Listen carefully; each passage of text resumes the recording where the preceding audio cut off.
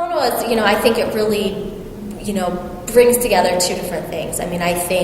tend to be of the belief that most people want to do good and most people want to help. And I also believe that though most lawyers do not ultimately go into public service after law school, that actually a desire to help and to serve and to do good is in fact what brings a lot of people to law school.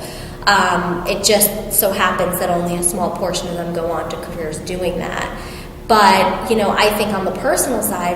the ability to do pro bono, whether it be on a larger project or one piece of a case, enables people to have their jobs, in their law firms or in their corporations, in the private sector, but lets them kind of tap into this quality that I really do believe most people have, and can feel sort of unfulfilled if you are not having the opportunity to meaningfully provide help to people who wouldn't otherwise get it, or people who are in need.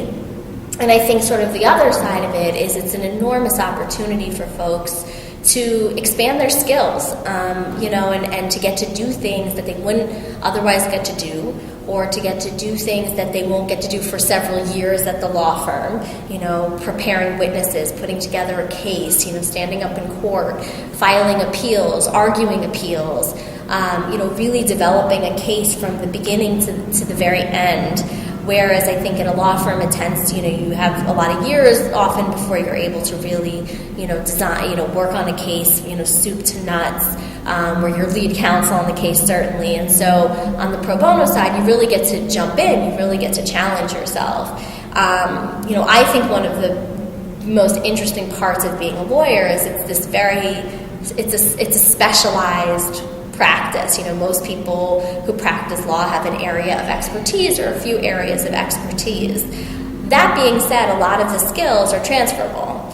So you can work in a large litigation department, you can do mergers and acquisitions, you can do all of this corporate work, but, a lot of those skills are actually going to be transferable to somebody's public housing case. And the same thing,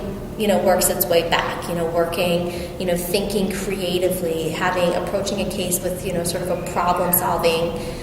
mentality, talking to people, advocating on behalf of people, negotiating, writing, research, all of these things, you're really able to sort of translate back into whatever, your sort of general fields of practices. So, I think pro bono is great for marrying these two things, the personal drive to really help, and sort of the professional drive and need to expand your skills, and really get out there and then sort of mix it up. I think being from New York City and we're located in the Bronx, one of the sort of interesting and compelling parts of New York City, which I think unless you're from here you don't actually realize so clearly, is we are so geographically proximate. And so the South Bronx, which is one of the poorest congressional districts in the entire United States, is only a couple miles north of this tremendous wealth and prosperity in Manhattan. And it is so easy, despite the proximity, for the two, to never meet.